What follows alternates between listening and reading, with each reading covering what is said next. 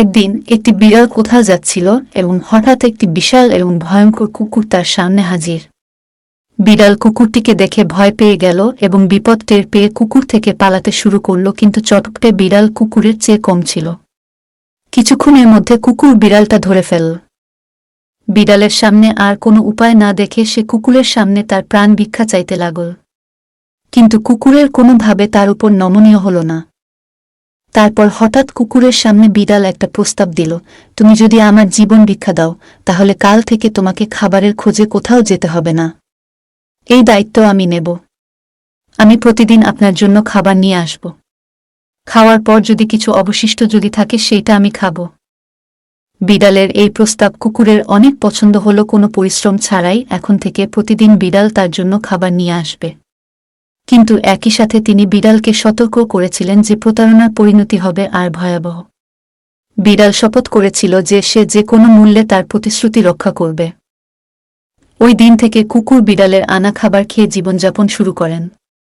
খাবারের সন্ধানে তার কোথাও যাওয়ার দরকার ছিল না। সারাদিন নিজের জায়গায় শুয়ে বিড়ালের জন্য অপেক্ষা করতেন। বিড়ালও তাকে প্রতিদিন সময়মতো খাবার নিয়ে আনতেন। এভাবে 1 মাস কেটে গেল। কুকুরটি 1 মাস কোথাও যায়নি। সে শুধু এক জায়গায় শুয়ে রইল। সে এক জায়গায় শুয়ে এবং কোনো দৌড়াদৌড়ি না করে খুব মোটা ও ভারী হয়ে গেল। একদিন খুব ক্ষুধার্ত কুকুর বিড়ালের জন্য অপেক্ষা করছিল। অনেকক্ষণ অপেক্ষা করেও বিড়াল না এলে কুকুরটি অধৈর্য হয়ে বিড়ালটিকে খুঁজতে বের হয়। একটু দূরেই দেখতে পাইল বিড়াল খুব মজা করে একটা ইঁদুর খাচ্ছিল।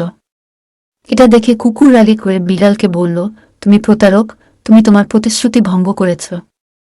এখন আমি তোমাকে মেরে ফেলব। এই বলে সে তার দিকে ছুটে গেল, কিন্তু বিড়াল আগে থেকেই সতর্ক ছিল। প্রাণ বাঁচাতে তিনি সঙ্গে সঙ্গে সেখান থেকে পালিয়ে গেল। কুকুরও তার পিছু ছুটল, কিন্তু এবার কুকুরের চেয়ে খুব দ্রুত বিড়ালটি পালিয়ে চলে গেল। কুকুরটি এত মোটা এবং ভারী হয়ে গিয়েছিল যে বিড়ালটিকে বেশিক্ষণ তাড়াতে পারেনি এবং ক্লান্ত হয়ে বসেছিল। চোখের পলকে বিড়ালটি অদৃশ্য হয়ে গেল।